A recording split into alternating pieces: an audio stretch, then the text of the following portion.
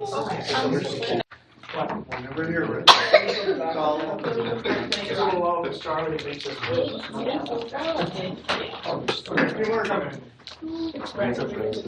Hunter, you know, the coffee store should go. Okay, so welcome. We're going to get started here in a moment.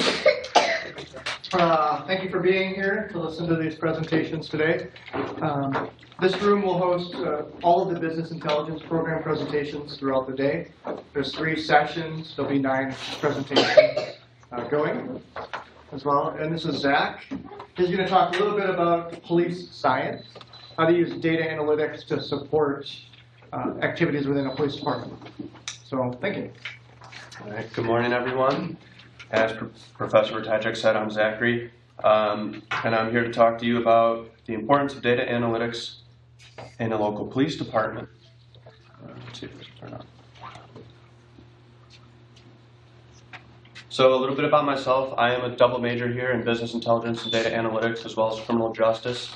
I'll be graduating this year and hopefully pursuing a career where I can incorporate both data analytics and in a police department.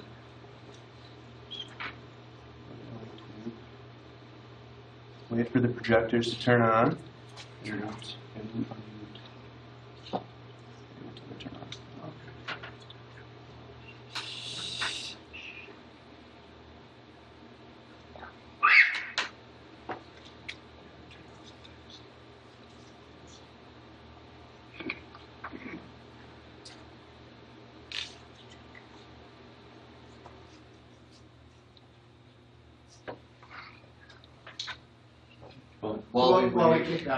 While we wait, we'll put the projections up on the TVs for those of you around the corners.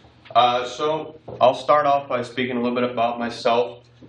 So I've been within law enforcement in some way or another since 2009. I started in 8th grade with a program called the Explorers Program, which is designed for kids who are that age to really start to kind of see if they want to go into a career of law enforcement. I've been with the same department since then for those 8 years. Moving my way up out of that program and into a position where I was considered a peace officer, certified law enforcement officer, and then moved my way up even further with the same department, working within all different subcategories of the department, such as investigations, evidence, even special response teams, SWAT teams, and underwater recovery teams, which has been a great opportunity, really fun, and has really grown my passion and my knowledge of law enforcement. So being that I want to get into law enforcement, it comes to you got to really realize what you're getting into. So we're going to take a look at the year in review as a law enforcement officer.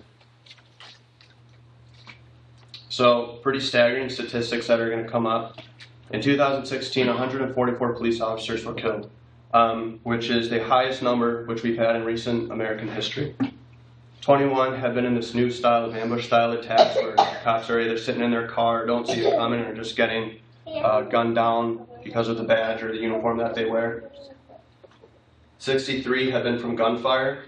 63 deaths have been from gunfire, which has now surpassed the recent, all of history, surpassed the automotive vehicle crashes as being the leading cause of death in law enforcement officers. And as I said, this is the highest amount of officer deaths in recent years. And it's not just human officers, it's even their canine officers. 34 canine officers were killed in 2016. So getting to really understand what I'm going into has been very vital to pursuing this career option and really chasing a passion that's going to allow me to help law enforcement officers through the use of analytics. So let's look at this year, 2017, almost 5 months in, we've already had 41 police officers killed in 2017, which at this rate, that number will surpass the 2016 statistics. 14 have been from gunfire, which again has exceeded the amount of officers killed in automotive crashes. 5 canine officers have been killed in 2017 as well.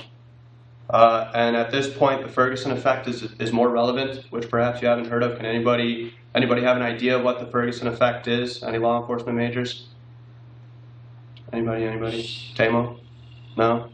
The Ferguson effect happened when Michael Brown was killed in Ferguson, Missouri, and it's the thought that police officers are more hesitant to act due to the fact that they're going to end up as the next YouTube sensation, or they're going to lose their career over excessive force. And it's also the idea that law enforcement officers have been under very heavy scrutiny since 2014. So what sparked the creation of this data analytics project, which I'm going to get into, as I said, was August 9, 2014, the Ferguson, Missouri shootings of Michael Brown. July 6, 2016, not too far from here, the Falcon Heights, Minnesota shootings, which caused great controversy. And then July 7th, 14 police officers were injured or killed in Dallas, Texas. And that was so at this time, which was the largest attack against law enforcement in American history, other than 9/11. July 8th was an interesting day. As I walked into the department that I was currently working with, it was a very different feeling. It was a feeling that everybody was upset, and we weren't sure exactly what the response from the public was going to be. However, we were met with overwhelming amounts of appreciation and celebration of the police by the community. We had people coming in, bringing us cards, bringing us treats and flowers, which was really fantastic. But since then, the mindset of police officers have been very different, as in sometimes they're hesitant to act, as I said, such as that Ferguson effect. And then we're going to come back to this slide a little bit later. So what really drove this project, a data analytics project, was that all those casualties in 2004 or in 2017 in Dallas. So when that happened, we started to think in my department, how are we going to prepare if something like this were to come to our city? So what we did is I worked with a team within the Professional Development and Training Unit to develop this analytical project which would test officers and which would better their abilities to survive in a situation if something such as Dallas came up. So what we did was we took nearly 200 officers in the department, put them on a shooting course, and recreated the way that they train with their pistols, their rifles, and their shotguns. This particular analytics project deals just with their pistols. So rather, how it works when you qualify with your duty pistol in a police department, in Illinois at least, is you stand at a target from 3 feet or 3 yards, 10 yards, 15 yards, and then 25 yards, and you stand and shoot at a standing still target without moving, which isn't practical. What we know today is that the average officer-involved shooting lasts 3 seconds. And in those 3 seconds, there's typically between 6 and 26 shots fired from the officer. Now, rather than having them just stand and shoot at a non-moving target, we decided to look at situations such as Dallas. What kind of positions were the shooters in? What kind of positions were the officers in? And we recreated those using multiple different styles and different phases of the testing process to test their accuracy and their number of shots that they get off. So obviously, to ensure officer integrity, the names of the police departments have been blocked out. So what we get here is every single officer on the side here in the data dashboard. We have nearly, well, in this particular set, we have about 120 officer names and followed up by their shifts, so they're either A days, A nights, so 2 different shifts, days or nights. FTO is field training, so they're the training officers. IMV is investigation, SRT is their special response team. The first graph that we have here is the level of retention on an officer's holster. Levels of retention are 1, 2, and 3, and that determines the level of actions you need to take to bring your firearm up. What we found, interesting enough, is that levels of retention really doesn't make a difference in how fast you can draw your weapon as long as you practice again and again. The second graph here is the time it took for an officer to draw their weapon from an interview stance being with their hands right here, such as you're talking to somebody. If you were to walk up to a car and somebody comes out the window and starts shooting at you, is it better to be like this, or is it better to walk up to a car with your hand on your weapon, even though it looks intimidating? What we found is the draw time from the interview stance, as you can see here, took about an average 1.35 seconds for an officer to react, draw their weapon, and fire 1 shot.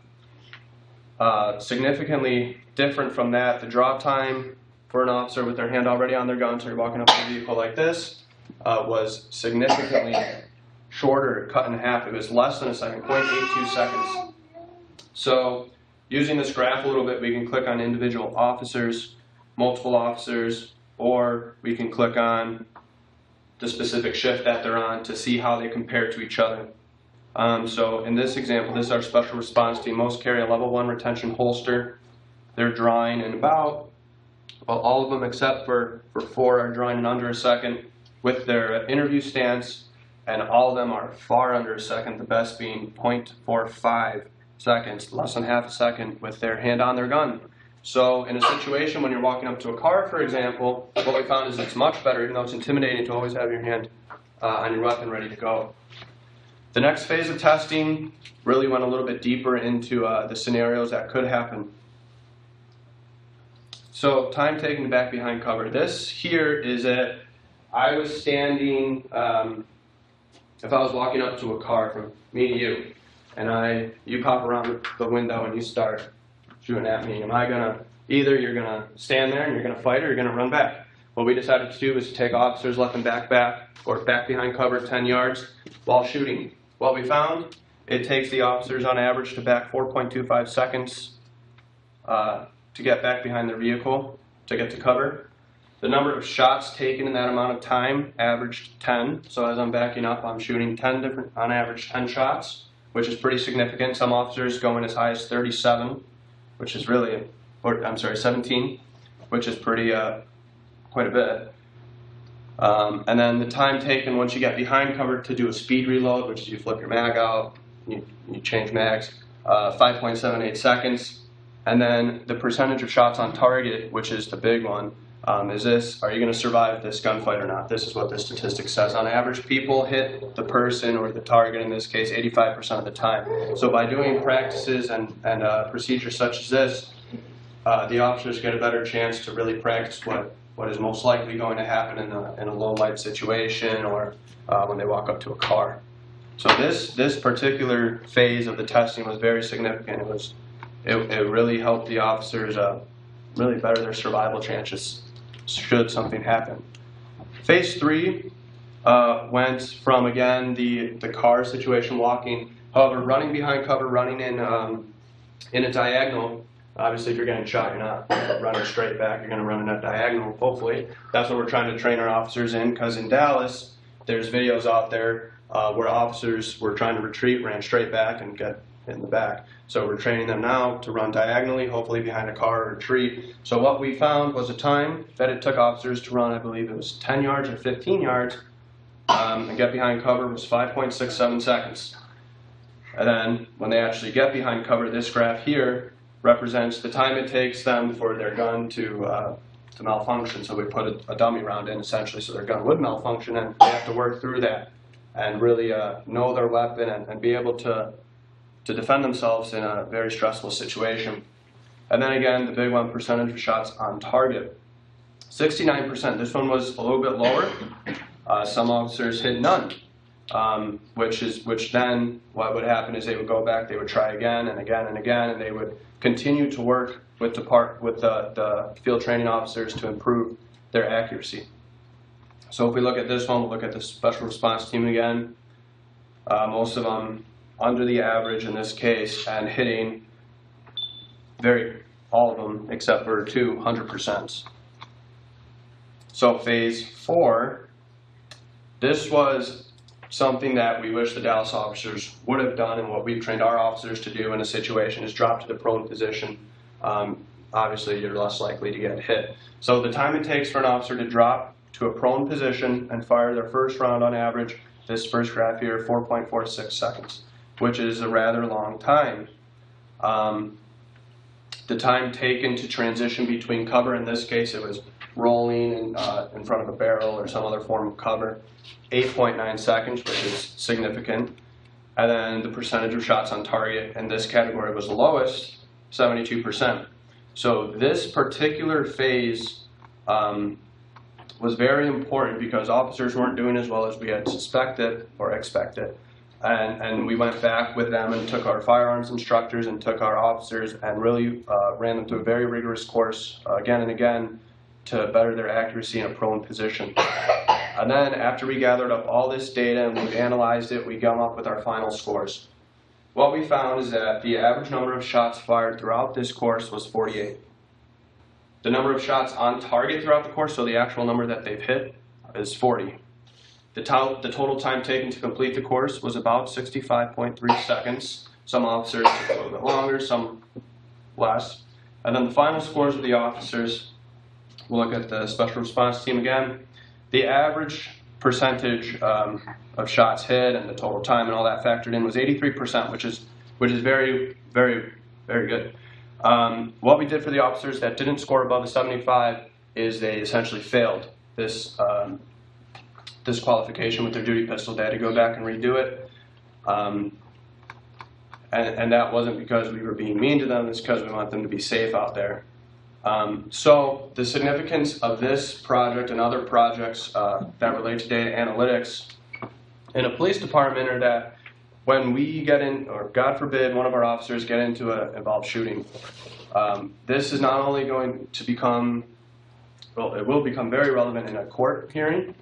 The judge, for the first time, can look at how much they actually trained. They can see it it's very simply laid out. They can see how much the officer trained, what they scored, and not this specific weapons dashboard, but other dashboards have been used already in court systems and have given the officers immunity. Likewise, this allows each officer to see how they compare to their colleagues, and it allows them to see like how they're performing overall. And we find that to be very important in a very beneficial way for officers to improve and to get better. So this particular project initially went out to only the firearms instructors, and they picked off from their specific shift who needs to improve, who doesn't need to improve. And then it then went out to every single officer in our department, and they found it revolutionary to the style that they were originally receiving firearms data. They never really before had a way to measure themselves between other officers. But now they do, and they really enjoyed it. And what I find to be critical is that every department, local law enforcement department, starts doing something like this. It's not expensive to do. It's easy to do for the most part, and it saves lives. It allows officers to get put in very stressful situations that they've never been in before. So when the time comes to perform, they can do so. Overall, the project took around 2 months. But it's still used to this day. It's updated regularly, and it's become very beneficial to the department. So with that, I'm going to show you one final video from the Dallas Chief of Police, which I really enjoy, and it really, I think, nails home some of the issues that we're having within law enforcement today. It's kind of quiet, so this is from after the Dallas shooting. The police chief, you might have seen this on the news, tells people what they can do to kind of help law enforcement. I'm the kind of person that I probably wouldn't protest or complain. I'd get involved and do something about it by becoming part of the solution. And that's still in me. That keeps me going. That I get so much satisfaction that I can do a small thing to help this community. I just love that, and I love serving. It's part of my character, it's part of who I am. I get all the crap we got to take as police officers. The satisfaction you get from serving, much more gratifying. Much more gratifying. And it's like that for a lot of police officers.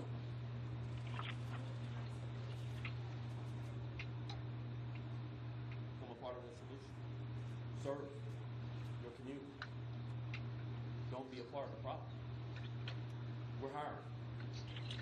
We're hiring. Get off that protest line and put an application in. We'll put you in your neighborhood, and we will help you resolve some of the problems you're protesting about. So I think he says it very well, and he says a lot of things that police officers have been scared to say. Don't be a part of the problem, become part of the solution. And I really hope that more departments can incorporate data analytics projects such as this to become part of the solution, help their officers survive so we can lower that number of officer-involved deaths in the coming years. Finally, I would like to thank St. Mary's University, the business department, specifically Professor Ratajczak, and the Criminal Justice Department, Dr. Klosky, for allowing me to do this presentation, for all the knowledge that they've helped me gain. And I look forward to going on about data analytics in a police department. Thank you very much for coming. Any questions that anybody has about the project? I can pull it back up for you guys. Any questions at all, Professor Ricacci? How did you collect the data, physically? Or... Yeah, that would have been great to explain that.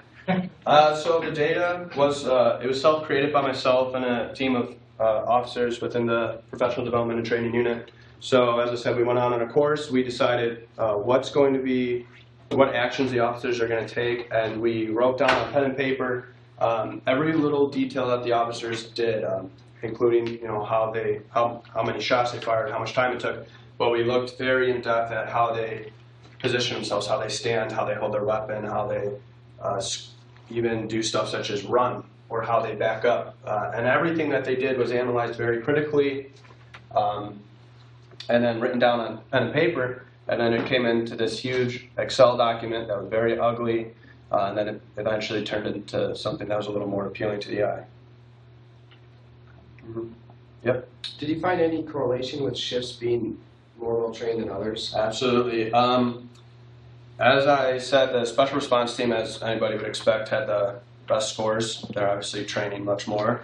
The lowest scoring people were the investigations unit. And that also made sense because they're not the people that are out there on the streets. They're coming after something's already happened. So they did actually receive extra time to try to better their scores, but it wasn't a surprise that they were lower. The next highest was the field training officers, as you would expect. They're a little bit more highly trained than some of the patrol guys. Anything else? Any other questions? Mike? I noticed you had a couple outliers in a couple of your charts. So did you have to omit any of that? You know, the only data that was omitted, we wanted to get everybody in. The only data that was omitted were officers that couldn't complete the course, either due to sickness or other injuries at the time. But for the most part, every officer that was there and performed, except for one, is in the project, despite there are some outliers, as you said, such as the investigation scoring significantly lower than some other people. But what's cool about the dashboard is you can click on those subcategories. Yeah, and then yeah, I should have showed you a little bit more. So, for example, A nights, they go out, 2 nights a week. You can compare, so A nights, B nights, FTO, all of them have their own firearm instructor. So the firearm instructor would receive this graph right here and see specifically how their people are doing. They'd see their final scores and say, okay, this guy didn't do so great, this guy did really great, so let's get them some more practice. So using the dashboard, having it broken up into shift and the individual officers was very beneficial to the commanding officer staff. And then you can compare too, right? Officer names. Yeah, we can compare. We can compare officer names. So we could have a special response guy compared to somebody on A nights. Obviously, special response, I'm sure did a little bit better, but it's very beneficial. It kind of puts a competitive factor into becoming better than the person next to you. Thank you very much for attending.